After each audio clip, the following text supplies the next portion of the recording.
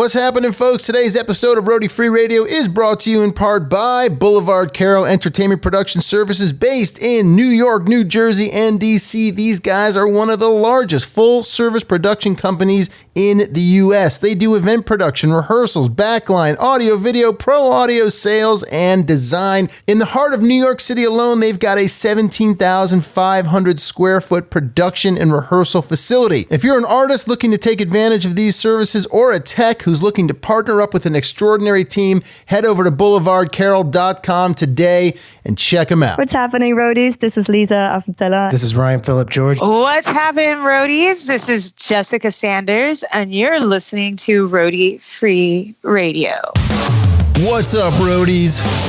My name is Larry Milburn, and this is Roadie Free Radio, your VIP pass to meet and greet the stars behind the scenes of the music and film business.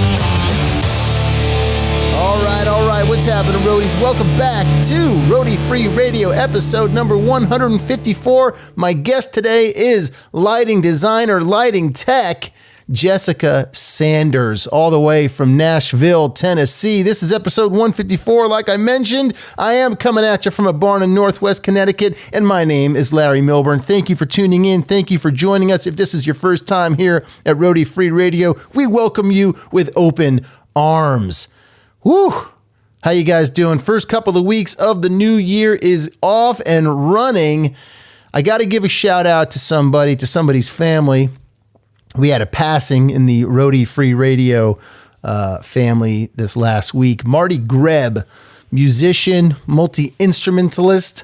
Marty Greb passed away this weekend. If you don't know who Marty was, he was with the Buckinghams from 1966 to 1968. He spent 25 years with Bonnie Raitt, as well as a who's who of musical greats, including Leon Russell, The Band, Elton John, Eric Clapton, B.B. King, Willie Nelson, John Lennon, and many, many more. I got to meet Marty. He was part of the original incarnation of the Wait Band, along with Jim Weeder and Randy Charlante and Byron Isaacs and Brian Mitchell. Great group of guys. As you know, I've talked about the Wait Band a lot, and I got to know Marty through them, by filming them, by hanging out with them, going to shows and whatnot, and he was a true talent. So to Marty Greb's family, a big shout out of love and warmth here from all of us here at Roadie Free Radio. Kind of a bummer, man. Kind of a bummer, indeed. It happens, though. It happens, friends. Listen, if you are going to be at the NAMM show, you know what to do. Hit me up, info@roadiefreeradio.com. Let me know if you're going. I want to see you. I want to say hi. I want to give you a hug. And Thursday morning, January 17th, I want to see you at the Power of Podcasting panel, which I will be hosting at 10 a.m., January 17th, 10 a.m., Hilton Ballroom A. My guests are going to be Liz Shaw from Recording Studio Rockstars, Fela Davis from The Art of Music Tech, Chris Graham from the Six Figure Home Studio, and Matt Boudreau from Working Class Audio. By the way, if you guys have not tuned into their podcast, please do so. They are incredible hosts and producers of podcast material that you got to be checking out. Very informative and great stuff. Now, listen, I'm not going to delay today's show. I want to get right to it. Jessica, man, we got into it. It was awesome. It was a damn good episode. Before we do that, I'm going to let you know that today's episode is also brought to you in part by ShowPro Beard Co. Started by live audio engineer Chris Wilson and his wife, they have created their very own unique formula of beard balm that not only performs well in terms of health and nourishment, it also provides the control, shine, and pleasant aroma that any bearded professional would appreciate. These are non-waxy, all-natural beard balms that will leave your beard soft, smooth, and nourished. Choose from a variety of natural smelling scents like Home Sweet Home, Morning Wood, Through the Woods, Chain Motor Oil, and of course, Original Unscented. Use the code ROADIE to get 20% off your entire order. That's 20% off your entire order when you use the code ROADIE over at showprobeardco.com. Jessica Sanders. Man, this kid's on fire, people. A ripe 30 years old. She is from Macon, Georgia, originally, named after Can you guess it? An Allman Brothers song. She now lives in Nashville, Tennessee. She's rising up, people, rising up through the ranks quick. Super hot is what I'm talking about. Super hot rising up here. She's already been out with Mumford and Sons, BTS. She's done world tours, stadiums, clubs. She's just getting started, man. She's a graduate of Media Tech Institute. We break it down. We talk about all sorts of stuff. Most importantly, toward the end, we talk about a serious car accident she got into, how she brought herself back, how she maintains the level that she does, and basically the fact, kids, that she is just getting started. Jessica Sanders, man, you are one to watch, kid. You are one to watch. I love doing this interview. I want to thank you guys so much and also let you know one last thing. We are sponsored today by Stagehand's Clothing, your one-stop shop for high-quality, durable workwear and accessories for backstage and on-set professionals. When you need to be ready for the next task, check out stagehandsclothing.com. Use the code ROADIE. You get yourself 20% off your entire order over there as well. Don't forget, if you are heading over to the NAMM show in a couple of weeks, I want you to hit me up. That's info@roadiefreeradio.com. Come see us at our podcasting panel Thursday morning, January 17th. It's going to be a blast. I'm going to be grabbing some interviews while I'm out there, and I want to be seeing you and hearing you, and I'm going to be giving out some free stickers on the show floor. So come and find me, info@roadiefreeradio.com. All right, let's get to it. Happy New Year again, my friends. Here we go with Miss Jessica Sanders. Hit it, hit it. Call yourself a roadie. Call yourself a roadie. Call yourself a roadie. Jessica, what's up, man? What's good? Happy New Year to you. Happy New Year. Everything's good, getting all my sleep in for like the busy year coming and, working on like portfolio sites and all that fun stuff. Yep. You just wrapped up a pretty ridiculous year doing some big shows with BTS, right? Oh yeah, that was great. You still tired from all of that? I mean, it took me a couple weeks to transition because I did take 9 days off in Paris. After we shut the truck doors, I was like, all right, Airbnb, 9 days. So it took 2 months to really get back to track. And then, it's just tiring thinking about it. But I mean, it was a great tour. So what was, when was that Paris show? How long ago did you wrap everything up? That was in July. So, oh, wow. Okay. Yeah. Nice. So you took a little time off. So actually, I wanted to ask you about the Wembley Show. Oh yeah. Okay. Tell me. Well, just tell me about it. Cause that's like broke some history books, right? Oh yeah, we had like the augmented reality, technology to show everybody on their IMAX screens. So essentially, every single place we were at, like every stadium and soccer stadium in Brazil, I believe we were sold out completely, all the floor seats, everything. So that audience, and I mean, every audience got to see it, but they started filming a lot of that stuff at Wembley.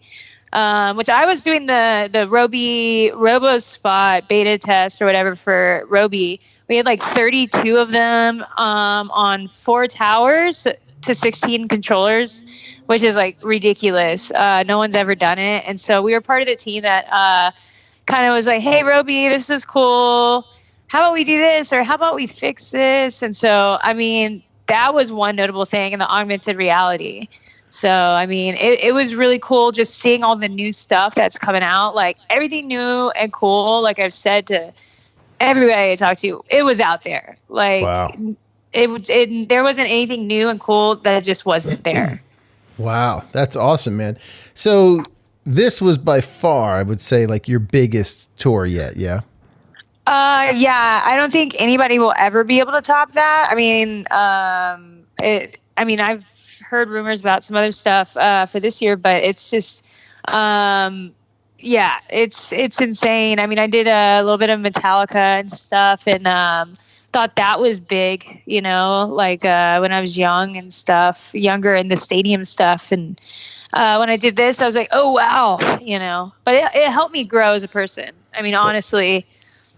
How? So I wouldn't say it like helped me actually grow, or maybe I just recognize that I grew from being on that site, because I had like some guys from Pyro, like this guy Joel, and I knew Tracy from Tate, and they knew me from Metallica, and they were like, I'm not trying to say this is, in a rude way, like you were great before, like on Metallica, but dude, you are awesome now. Like, and I'm like, great, like my time management, like I could tell, like, damn, I'm not getting my ass kicked anymore, because I was just doing like a setup, just like all 14 and other people on my crew were doing, like in different areas.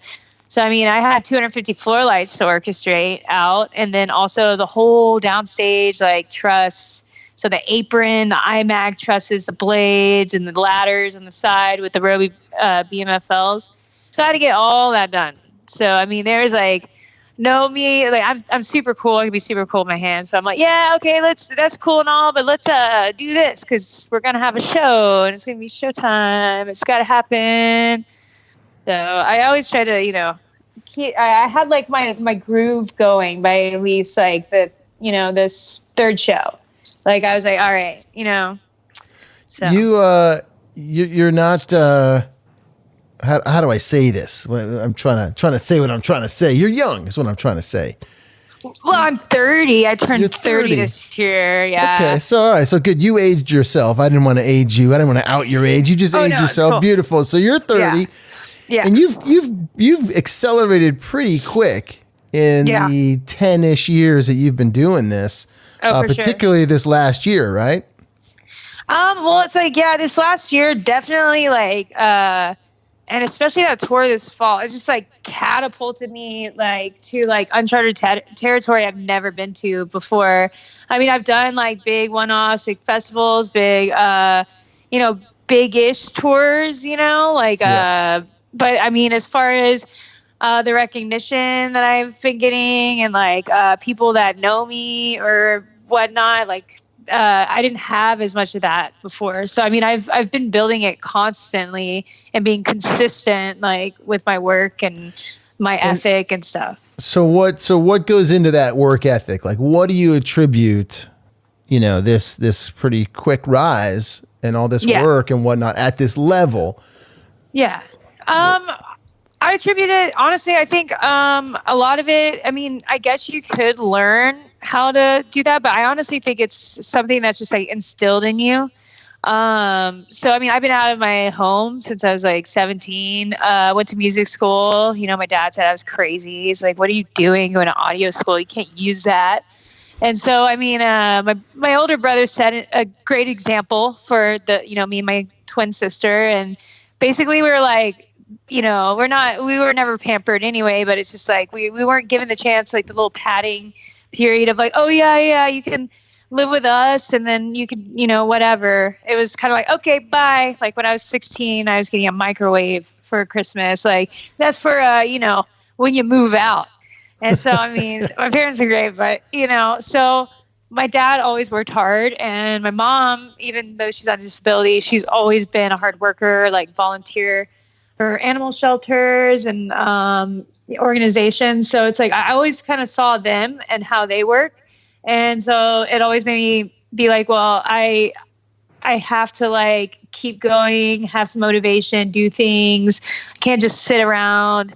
And then also like, my dad was always big at pushing me into like how to conduct an interview properly. So, I mean, him as a salesman and me as a freelancer worked well with me, like getting into the freelancing positions. But I mean, also what goes along with it is passion too. Like if you really like your job, like your work ethic's going to be a lot better.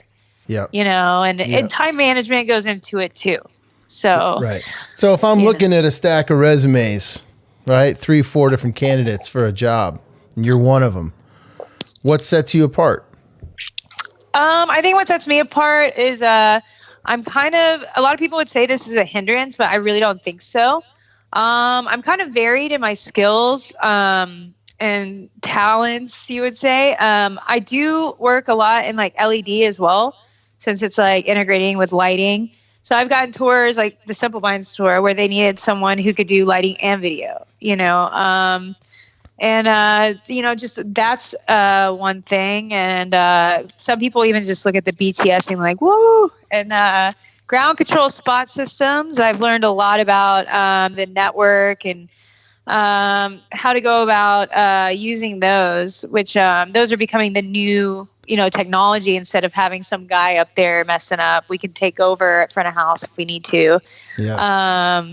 And like, honestly, I think I can get my personality through on a resume really well. I'm a very good wordsmith when I'm writing. I mean, not really when I'm speaking sometimes, because there's just like, expletives coming out of my mouth. But, I definitely like sell myself like a product in essence, because that's what you kind of got to do. And I know how to sell that product really well, because I'm very in tune with the product. So it's because I'm very like, I do get a lot more calls about places where they would need a crew chief or an LD that can do everything herself, plus do programming or operating or just run a time code show. So and I don't know, I can learn something out of a manual, like legitimately learn an automation system out of a manual this year. 152 page rate knock manual.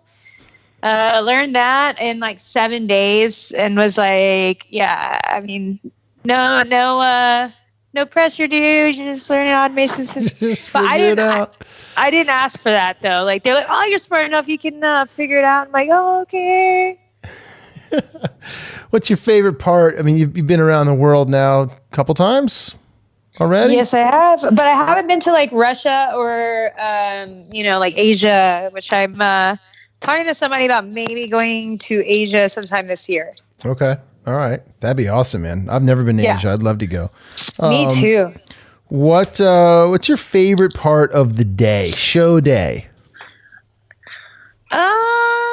I guess it depends show to show, honestly. But normally I do like after a load-in where I'm just like, I don't know, I have a few things to button up that I can kind of button up on my own or like with a couple other texts or whatever. Mm-hmm. Because for some reason, like I'm fine. I'm like, one of those people who's very extroverted and very whatever. But for some reason, it'll be just like stagehands. It could be like some guy who knows nothing, doesn't even have a C wrench, whatever. But I'll be teching an issue, and then there's like 10 of them standing around. I don't really have anything for them to do.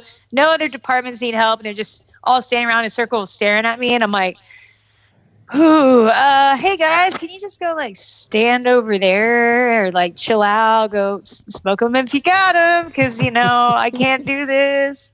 And I mean, I'm trying to break that whole thing because I can do set changes or whatever in front of like thousands of people, and I'm fine. But having 10 locals be like staring at me, and I'm like, man, I feel really pressured right now.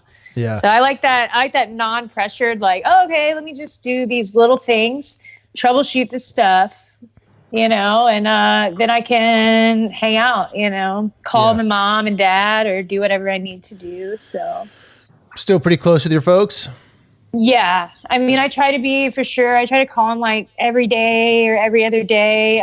My dad travels for business. So he's busy a lot of times, but, they have their lives, but I try to keep in touch. And especially my nephew, he's 10. So, he's.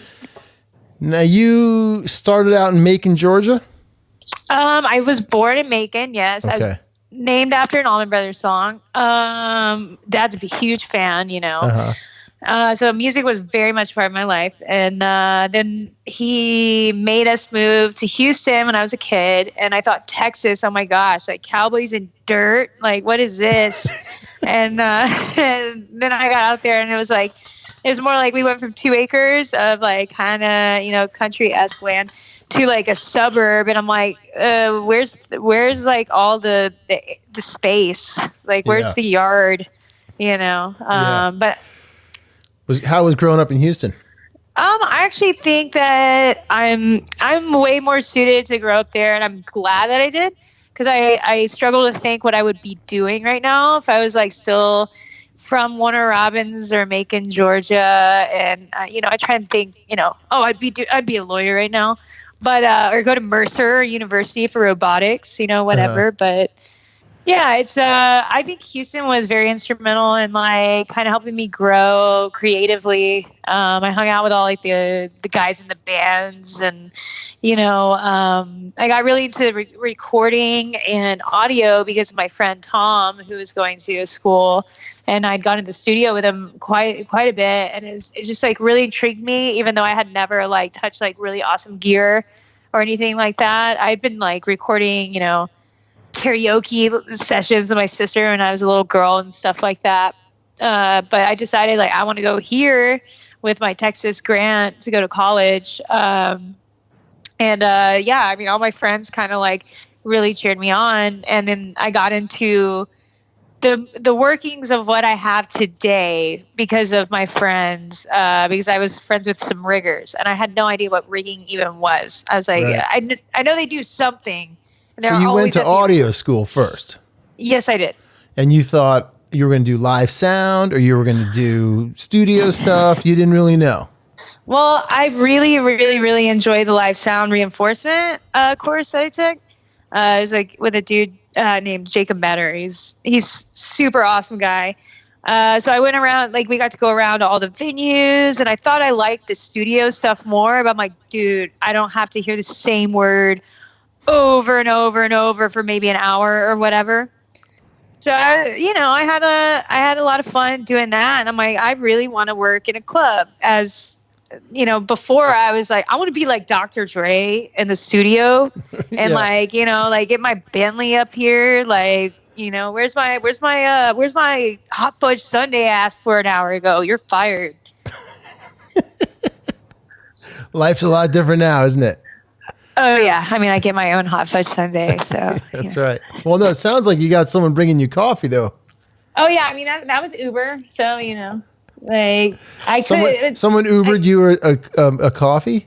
Well, I mean, I Ubered myself a coffee. Oh, you Ubered yourself. Gotcha. Because there's no coffee maker here, which is a travesty. I don't understand how my roommate Rod he was a drum tech for, like, Van Halen for a little space of time there, and then Leonard Skinner and some other people. So like I'm like, why no coffee pot? And he's like, yeah, I just don't like coffee. Wow. I'm like, okay, Rod. So, but he's a great guy. Just called out Rod the roadie for not liking coffee. Hey, he's actually not in the industry anymore, but he's not liking his normal people job. So he's definitely like talking to contacts about getting back in, playing with the drums, because he's always playing with his drum set. Why not get paid for it? Yeah. So he loves it. So I watched that YouTube video that you sent me. Yeah. And there's that part when you think you're doing audio, you're doing some clubs and whatnot, and then you kind of get pulled to start doing lighting stuff. Yep. What was it that these guys saw in you in terms of lighting that they're like, you want to come and do this? And it sounded like you kind of resisted a little bit at first, but then you fell into it or fell in love with it, right? Yeah. I mean, it takes me back to like when, I started doing like local stagehand stuff for like extra money. Because I just like commented to my rigger friends. We were like all hanging out one day. And my friend Robbie and my friend Clay, who is no longer with us. But so, they're like, oh, well, you can make extra money by being a stagehand and doing this loadout tonight. And then maybe get on some more and more. And I'm like, what is a loadout? And, because I was used to like working at the club and like, right. Taking my gear, the house gear, and putting it away, whatever. And they're like, oh, you'll see. You're fine. You're doing better than like half the people there. You know how to coil cables. And I'm like, okay. And it was just ridiculous and crazy. And so, I mean, I was working on a local level with like a company called Upstage Center.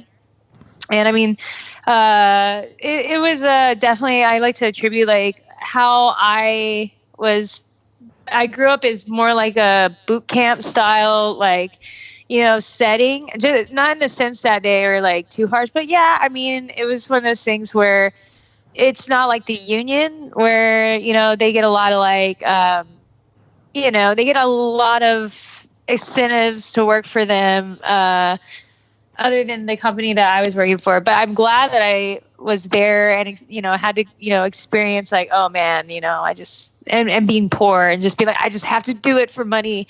But I was never on audio. And that really bothered me. From day one, I was on like lighting.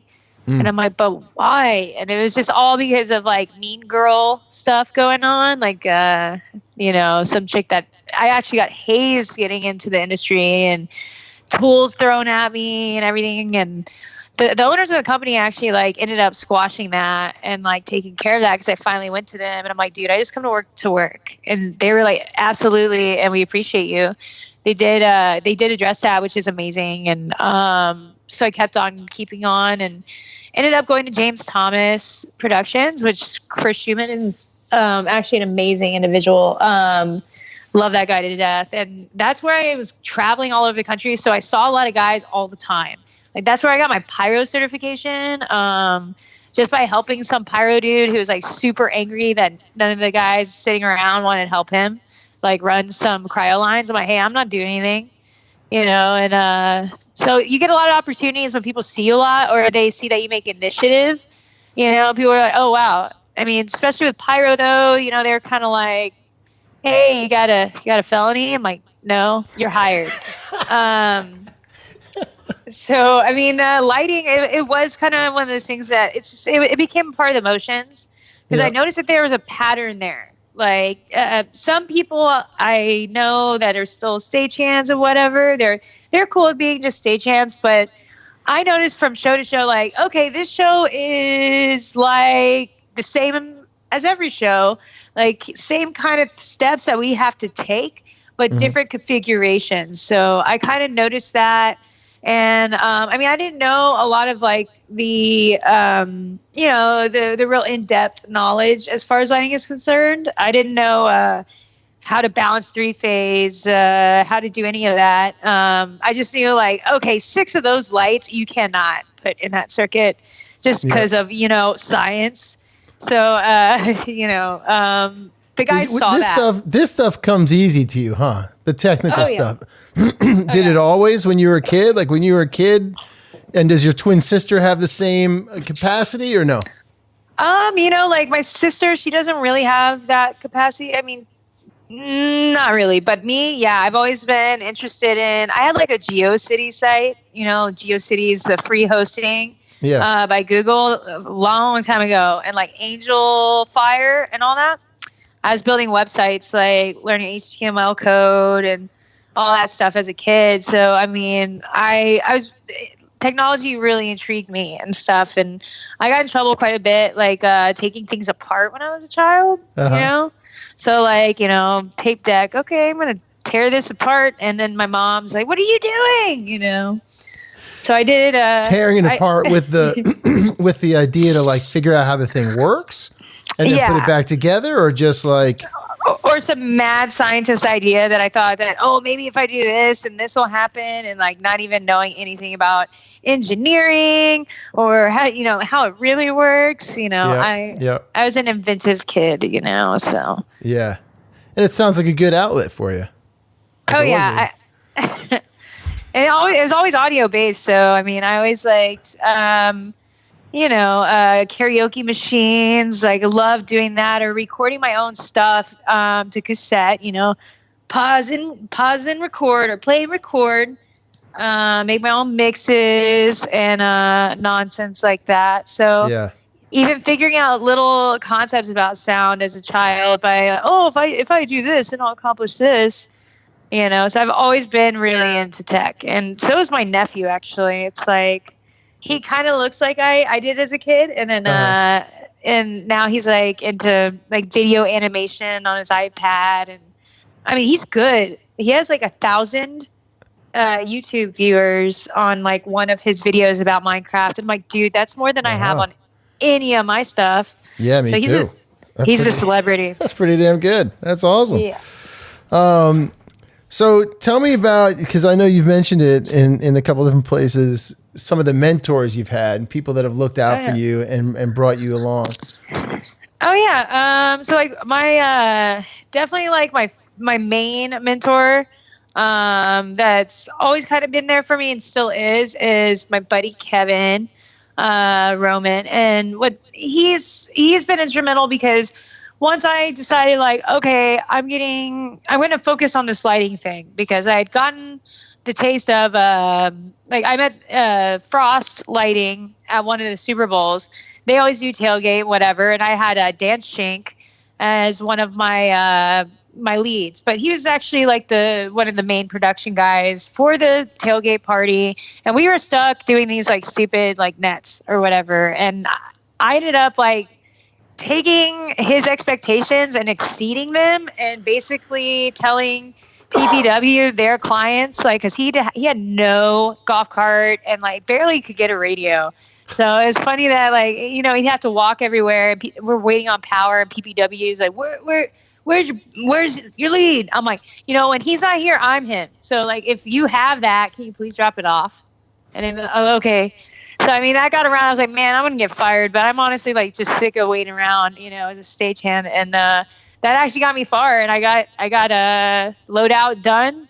And that's why I moved to Florida, is because he's like, well, Frost, they're in Florida, or we have our Chicago office, and my buddy had a company down there too. So I was like, cool. That's where I met Kevin. And it's funny, when we met, I didn't know that he did, you know, lighting. Because I mean, I met him through a friend, and when he came by, he was like, yeah, what did you just do? And I had just done like Tom Cruise's like New Year's Eve party in the Bahamas or something. How was that? Yeah. Oh my goodness. They asked me if I had show whites for the party. So, I mean, it's kind of like a movie-esque moment where I think of myself with the people that were there, and then I'm wearing like my Joy Division shirt and my black ripped jeans, and everybody else is in clean, nice Dior white clothing, and I'm like, yeah, crab legs, cool. You know, it's it's pretty great. It's like one of those unfortunate events. But yeah, I mean, I just done that, and I was like, yeah, I just, I do lighting, whatever. And he's like, oh yeah, me too. And I'm thinking like, yeah, okay, sure. Like all guys say that, but nah. I mean, he ended up being real cool, and he did stuff for like the Miami Heat, for the Union when he could, and mostly he was getting his business really started up, because he's been a lighting director and designer for a minute. But he was getting his Vectorworks skills in tune with everybody's expectations. And so I was there for like him really getting comfortable with that, designing like some of his first like trade shows or corporate shows. And then so I was helping him with that. I got behind a console for the first time because of him. So he taught me MA starting out. Yeah, it was it's cool because I wasn't really scared, because I know like if I touch a console, it's not going to blow up.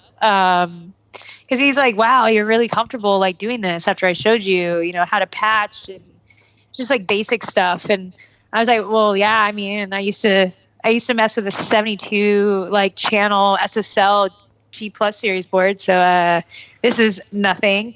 So, he commented on that, but he took me under his wing, and I did everything from corporate to like EDM, so 3 Points Festival, before it became as big as it is right now. Mm-hmm. And like some like Art Basel stuff around town, which was also at 3 Points. So I got into the EDM scene through that. And it's been great, because during slow season, I can be a snowbird and just go down to Florida and, do the stuff and things with them. Yeah. And I still help him out with like whatever he needs, like paperwork, because my math game is on point. So he taught me how to be a good master electrician, and that good paperwork matters. So he taught me the skills that I like can side hustle. Like, oh, you got too many drafts? Oh man, you need one finished up, and you need like all the paperwork, the light right stuff. Hey, got you. Nice. Wow, you got your hands out there in a lot of different spots, don't you? I mean, your brain is plugged into a lot of different areas.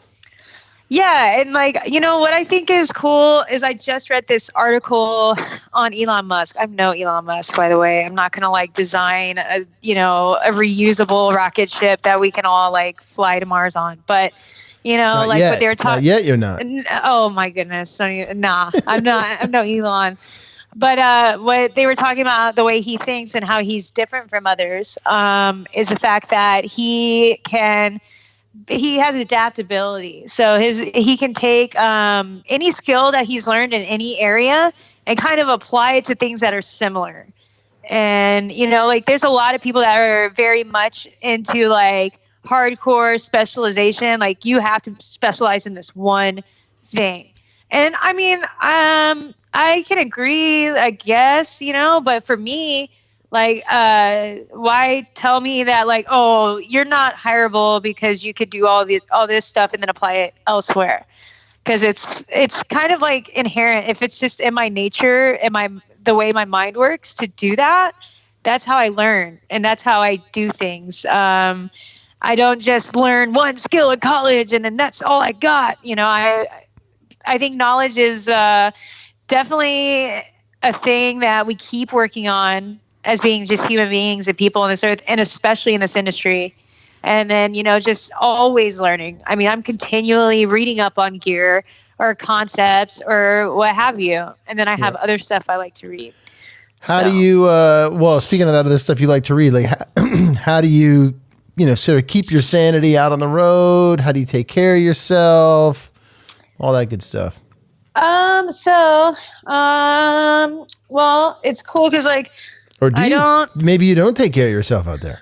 I mean, I do take care of myself. I don't drink anymore. Like I'm like one of those people. I'll open a beer now and like just take like a couple sips. But so how I take care of myself, I mean, generally, I know it sounds like it doesn't take care of me because I'm still working. I have some other thing that I'll have, and then I'll go to the back lounge of the bus and work on it. Like, I have some like Adobe stuff I have to do, some content, or, I'm working on a draft or a previs. And so it does let me like be kind of in my own space and do that. And then, I mean, I read whatever book is, on my Kindle, or like, my buddy Noah, he writes, and I've been reading his book. And it's really good. So the last story, that's one thing that I would definitely do, as reading his book while also doing a previs and all of that. So it sounds counteractive or whatever, counter-effective, like working and then go to work. But I don't really see it as work because I enjoy it. Is it hard for you to shut your brain off? Yeah. So, I mean, I definitely have to like put my limits on caffeine as far as like what time I drink it. But it makes it easier if I listen to music too. So I will have my music on, or like some kind of podcast or TED Talk or something. Yep. That puts me to sleep. But not saying like, oh man, those people are so smart and just put me to sleep. I don't understand. It's more like soothing, because I'm like, all right, it's not music. It's not what I've been listening to all day. Yeah, it's not too aggressive. It doesn't require you to really think too hard and think through thoughts and concepts and all that kind of stuff. Yeah, because I'm letting someone do all the thinking for me. Because, I mean, I have like one of those brains like, it's like where I could be thinking about like 15 things to do at that one moment. So I'm like very ADD sometimes, but the thing is, I've learned to curb that, and it kind of works in my favor, especially when I have a big, huge task to do, and then there's like several little components that can only be achieved at certain percentages at a time. Yeah. So if I'm like, oh, I can do 25% of this project, then I have to stop because I'm waiting on carps or riggers or whoever I'm waiting on. But then I can start on this. And so I'm sure my stagehand groups probably are like, why are we, oh my goodness, when can we just stand by to stand by? But I don't know. I want to get it up in text. And, I see a bigger picture sometimes than I think a lot of people can see. Yeah. They just think I'm overworking them, overworking them like a workhorse. It's like, no, dude, but this needs to be done too. Right. Tell me about female mentors for you. Any women out there that have shepherded you along the way? Honestly, I mean, I've always wanted a female mentor. I've never really had a lot of females that I know from this business or whatever that have been kind of in that area to be that way. And yeah, I mean, I've always been around a lot of like the younger, generation, the next gen. I've been around those people. And I still think it's awful, like in the community, a lot of the women are a lot of the girls and women that are in that kind of in my category or whatever. They just don't want to work well together. Or they, if you come in on a tour that they've been doing, let's say 4 years every run, then it's like you're the new girl and like, oh no, we can't be nice to her. And it's, even though it's like everyone's a champion for, women in this industry, but then when you throw a woman in the mix on site, I mean, it kind of changes things a little bit. I know some people might not like hearing that, but I'm only speaking the truth and what I've seen. And I'm very much trying to like make a network on the site that I'm about to release now. Just because, I mean, Sound Girls is amazing. Like what Meredith did with that is like awesome. I remember hearing about it when I was in audio school and thinking that's a really cool thing. And then going through this industry and seeing like, oh, wow, they have their communities to go to. But I mean, lighting and LED and all these other departments that have females, they don't have that. And it's, I think it's one of those things like we need to get our percentages up. But I would love to have like a female mentor, honestly. Not saying Kevin's not good enough, but yeah, he still teaches me stuff, but I'm starting to teach him things too. So I just I'd like to like talk to more women that have been there for a long time about things. And I mean, I do have a designer friend or whatever that I'll ask her things on occasion, but I don't like to bother her because she's very busy all the time. And, How is your perspective on like, the female role in this during your career so far? What's your perspective on it in terms of like, do most guys look at you and you're like, what is she doing? She's fucking rigged. She's going to climb up on that thing. Like she doesn't know what she's fucking talking about. Like, do you face a lot of that stuff? I mean, it sounds like pretty quickly you get that shit squashed and you get the job done. And then earn people's respect. Yeah. I mean, well, for the most part, like, yeah, I can be judged. Like, I mean, it's not every guy in the industry is going to judge. A lot of what I've noticed in the lighting, especially like all the old school dudes are like, dude, I'll take the women stagehands over the men any day. And I mean, that's the same with me. No offense. Just because like they're so like attentive to like pay, looking at the little minute details that really matter. So, I mean, I don't encounter that a lot with like the older generation. Like, the older generation are pretty cool. They're like, nah, yeah, women are great, But I have gotten it before, like from guys on, crews I've been on, as far as like, oh, you can't do that or, whatever. But yeah, I do prove them wrong.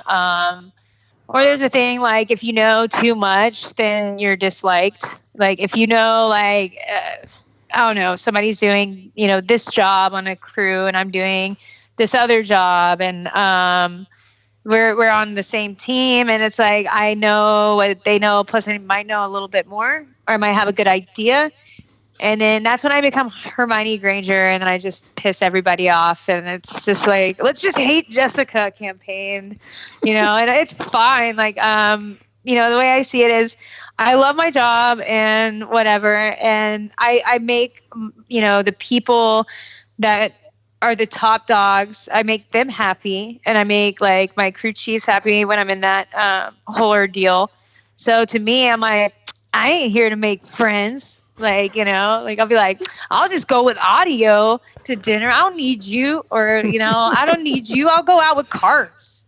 Damn. Like you guys just don't want to have any knowledge. All right. You don't want to learn something today? You already know it all? Good. All right. I'll be over there. Moving on. I mean, right. Yeah. So right. I've definitely learned to like not let that phase me because it sucks if you're like oh man no one on my crew likes me except for a few guys and then they explain to me oh it's because you know you always have the answer and I'm like but isn't that the job to kind of like know what you're doing? They're like, well, you steal their thunder. I'm like, oh man, thunder stealer. Because I knew where a hamper was full of, I don't know, packing blankets.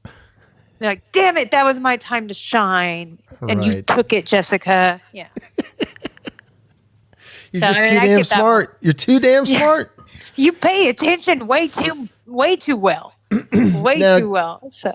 I know you had a pretty bad accident about 2 years ago now? It's been like four years ago. 5 years, yeah, 4 or 5. It's coming up on the 5th. That was a big turning point for you. You all right? You cool to talk about that a little bit? Yeah, of course. Yeah, right? I'm over that. Yeah. Okay. Sure. All right. Cool, man. So from what I gather, you were at South by Southwest. Yep. Doing a gig there. Yes, I was. And you were driving somewhere on the highway. Yep. I was getting off at it was like, I think it's Cesar Chavez. I forget Austin. So it's like one of those lanes where you have to merge over to the left-hand lane. Yeah. Because if you keep going straight, it'll take you right back into downtown. Right. So, I mean, I was trying to leave and just go back to where I was staying, and I'd eaten catering. I had eaten food and thinking I'm not going to want to go anywhere when I get, to the hotel. So yeah, no, that turned into like probably the worst thing that I could have done was eat, because there's like a truck who was in my lane and he was going like decent speeds to be able to, I guess cut over. He kind of like cut over and stayed into my lane, but like slowed down to the point where it's kind of hard to tell you what's going on. Yeah, I wish I could have drawn. Were you behind him? You were behind him? Yeah, and so I had to in 5 seconds I had to think like, oh my goodness, because I had to think there's too many people in the left lane. Like it was during rush hour kind of, and traffic in Austin is horrible anyway. So it was either me like trying to just forcing my way over and like hurting someone else, or me just like taking the blunt force, and that's what I did. Like, and that it seemed like 5 minutes or 5 seconds, but it could have been just a second. But I've heard of this. So you went right in the back of him. Yeah, but pretty much, yeah. And like my whole car just crushed on top of me. So I mean, it was one of those things that it could have been avoidable on his part. He could have easily just taken, because it's 2 lanes that become into one that goes back into the city. So instead of just being like, oh man, I'm a dummy, I just didn't, do this.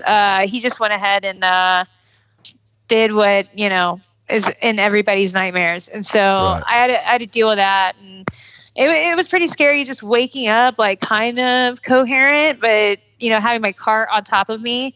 Windows blown out, and I'm like trying to get his attention, and I speak Spanish and he was speaking Spanish on the phone. He was very very nervous about like talking about like insurance or something. Like I don't know, he was talking to his boss, I know, and I was pleading with him. Like I remember just like not being able to breathe was my number one thing. I thought I was going to die because I couldn't breathe. Were people stopping? There was some college students. Yeah. These college guys stopped, and they asked me, all the usual questions, like, what's your name? What date is it? Who's the president? Stuff like that. And I told them about the seatbelt. They cut it off of me. And then I told them that I was feeling claustrophobic, because pretty much everything was crushed on top of me. And so they pried that door open. And I was like, I just need to move out of this and just, out. And I know you're not supposed to do that because, my back could have been messed up, but like, you shouldn't do that. I'm like, please, I know. Which I didn't know, because, adrenaline is one hell of a thing. So, I ended up moving and I tried to stand up. I remember thinking like, man, my foot feels weird. And come to find out, I get to the hospital and the doctors are like, wow, you really shouldn't be alive. And the cops are like, wow, you really shouldn't be alive. And I had bones sticking out of like my right ankle, and like basically it's compound fracture, but it flipped and then like it was turned sideways. So it was like sticking out of my body. And then I had a collarbone that was broken in half, and then some bones in my my right hand were broken. So, and you have screws in your ankle now? I have 2 pins actually. Yeah. Okay. And, is your ankle fused together now? It's like, I have a certain range of mobility, but you know, it's not like everybody else is. Like, I can't just like go run a marathon, you know, like I can't, there's certain things I can't do because of my range of motion. I was still on my parents' insurance at that point, and I was still kind of like, still like pretty poor. And I couldn't afford and not be working. Like, I could not afford physical therapy. And so I had to do physical therapy on my own, which if United would have just like went ahead and they let me go to the chiropractor, but they wouldn't let me have physical therapy. So I was just like, that makes no sense. Wow. So now I have kind of like a gangster lean, and I'm okay with that because it kind of makes, you know, it makes you kind of cool in certain circles because some dudes fake it, you know, they think they're, you know, down with the gangster lean. Well, guess what? I got mine for life. So, you know, that's how I look at it. I was really embarrassed about it, just getting back out there after it. I mean, Chris Schumann was really instrumental. He's the first person to actually call me in the hospital from James Thomas Productions and asked me how I was doing. And he sent me some money to take care of some stuff because, you know, he talked to me. I was like, oh my God, I don't know what I'm going to do. And, you know, he was such a great guy. I mean, seriously, a lot of people like to, you know, say this and that about labor companies, but that man like cares about his people. Like if you work hard and you do well for him, like, yeah, I didn't think that I was going to get help from anyone. I was like, what am I going to do? Like, my parents said I could, well, obviously I have to stay at their place, you know, on the couch or, you know, whatever. But, you know, what am I going to do about bills? Because my parents didn't have the money to like, you know, just pay for my bills and their bills and all that because they saw my student loan. So, but I'm glad that I had, you know, like people like that. But yeah, it was really rough. How long till you started working again? So that happened in like February, March. I was back at work, beginning of September or late August for Sun City. Wow. So taught yourself to walk again and get through that, huh? Yeah. I mean, that was pretty rough. I mean, I got off of the pain meds like pretty quickly because I mean, I just didn't want, I mean, first of all, I didn't like them. And then second of all, I needed to know my limitations and how I was feeling way before going out there. I mean, I was told like, hey, you can come back. Like, we're totally down for that. We have some stuff that you can do and you're not going to have to be like walking around a lot. But my first gig was in El Paso for a festival. And so you can imagine like the terrain, like I'm used to concrete, which still hurts when I'm walking, or grass, which still hurts. Now I'm going to like rocks and, you know, it's like an ankle breaking moment. Like, you know, it's like I had PTSD about like breaking my ankle again or like some weird anxiety about it. So I'm like, oh my gosh, you know, I'm actually fully aware everywhere I walk, like, oh, that would be an issue, you know, so. Today you are still. Oh yeah, still. Yeah.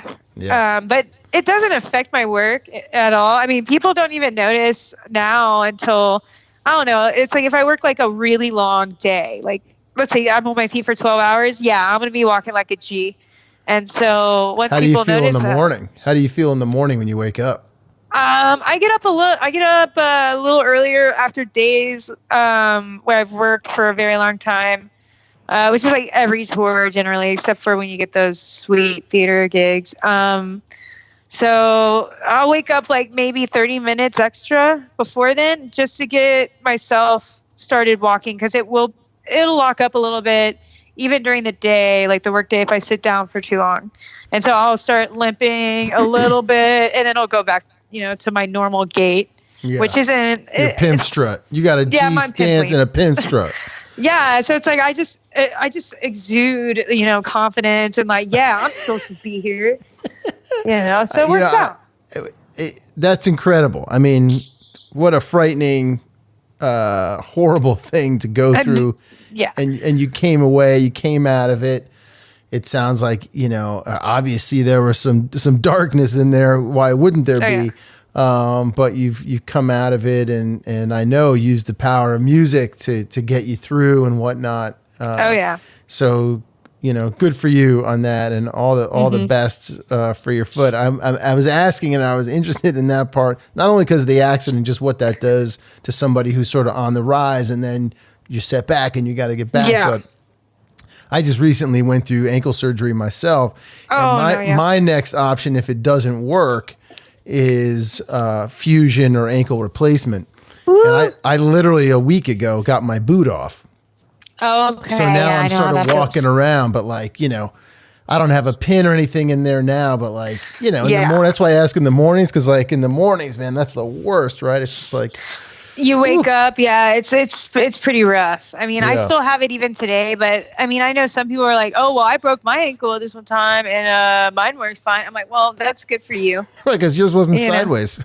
Yeah. And I mean, and then they got a lot of people, for some reason, the insurance just would not cover the physical therapy. And I'm like, it was just too expensive. So I did it myself and then, so, I mean, it's all good though. Like it does not set me back. Like a lot of people I know in this country or all over the world, wherever, if they had the same pain that I sometimes have to feel and go through on an everyday basis, they'd probably be like, oh, disability, blah, blah, blah. But no, it's, I've already, I saw it as I love doing this and I've already invested so much time in my life, learning and doing it and making these connections. Like, I'm not going to just give up, like what else would I do? I didn't see myself doing anything else. And I mean, that was a scary part, sitting around for months with my boot on and everything like that.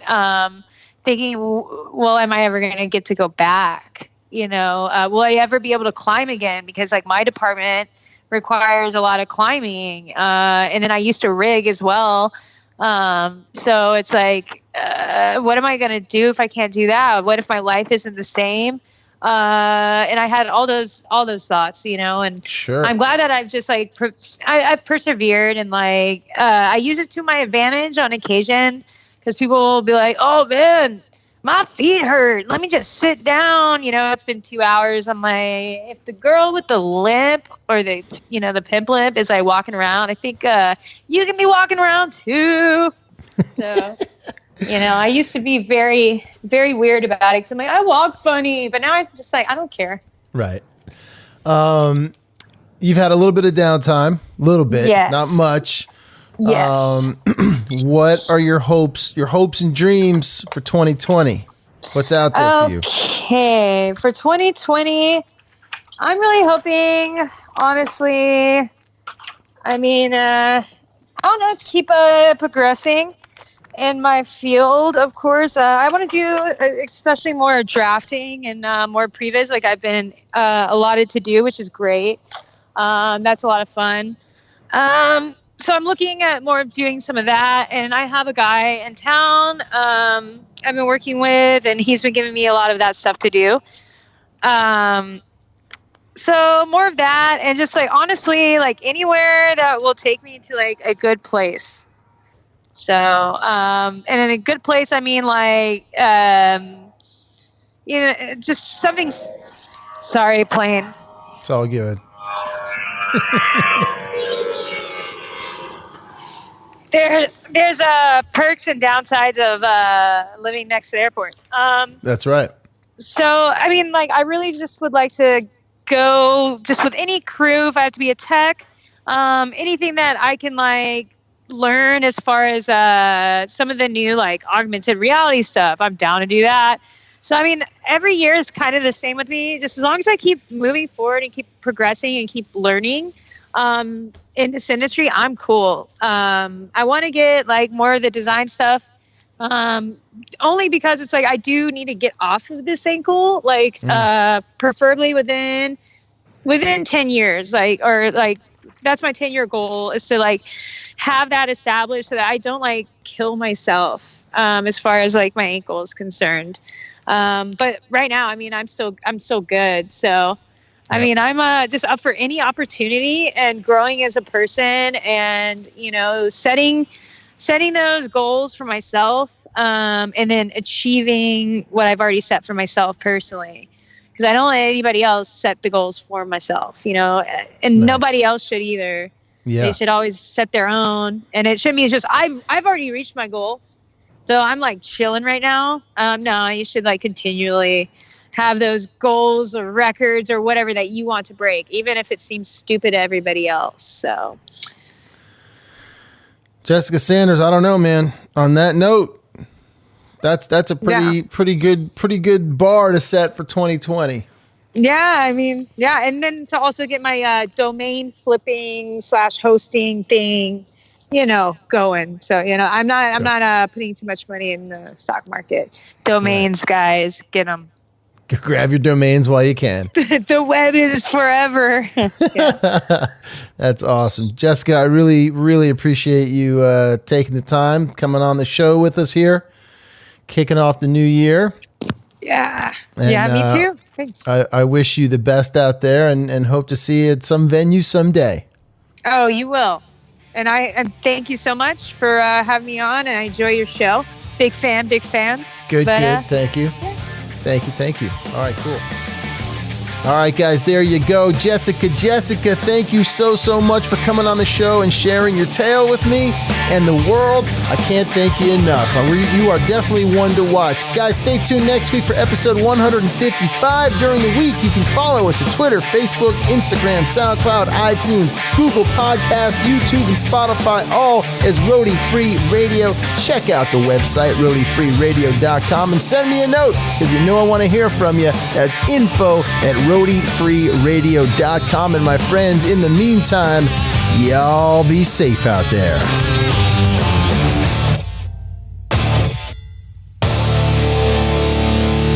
No roadies, no rock and roll.